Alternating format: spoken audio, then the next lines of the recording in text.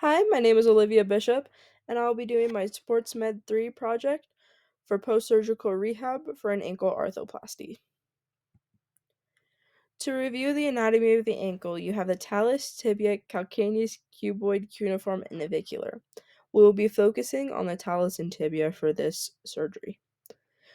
Some common injuries with the ankle include sprains, fractures, tendinitis, stress fractures, and arthritis. What is an ankle arthroplasty? It is used to treat ankle arthritis, and it removes part of the cartilage and bone from the ankle joint. They do this because of a past injury or over time a buildup of scar tissue within the ankle joint. And they replace the tibia with titanium, the talus with cobalt chrome, and they add a polyethylene implant in between the two as a form of cartilage. This will help relieve pain while preserving the joint's RM for years to come. For an ankle arthroplasty, there are four different phases that we will go into in the next couple of slides. 6 weeks post-op, some of the goals will include safe crutch use, control swelling and pain, continue with ROM and the hip and core, while also strengthening your hip and your core. The therapy will include no ROM, four-way leg raises, knee, hip, and core strengthening, and edema massage. Some precautions to note at this time is that there's going to be non-weight bearing for at least 6 weeks. You want to also pay attention to signs of infection at the point of incision and avoid long periods of standing. I also added a progression criteria because people's rehab time will vary depending on their own bodies. So, for some people, it could be at the 6 weeks or longer, depending if they meet this criteria, which is no wound complications. After they pass the criteria, their 6 weeks after surgery rehab goals will be to reduce the swelling, increase ankle ROM, be weight bearing with a boot, improve the mobility of the scar, maintain knee, hip, and core strengthening and flexibility.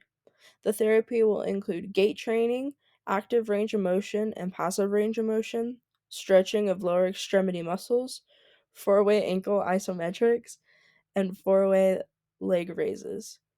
One of the main precautions at this moment will be a progression to weight bearing as tolerated with a boot on. Some progression criteria will be walking independently with a boot, 5 degrees of dorsiflexion, and 20 degrees of plantar flexion. 10 weeks after surgery, the rehab goals will be weight bearing as tolerated, normal gait without assistance, that includes crutches, walkers, or canes, ankle proprioception or balance, and ankle strengthening.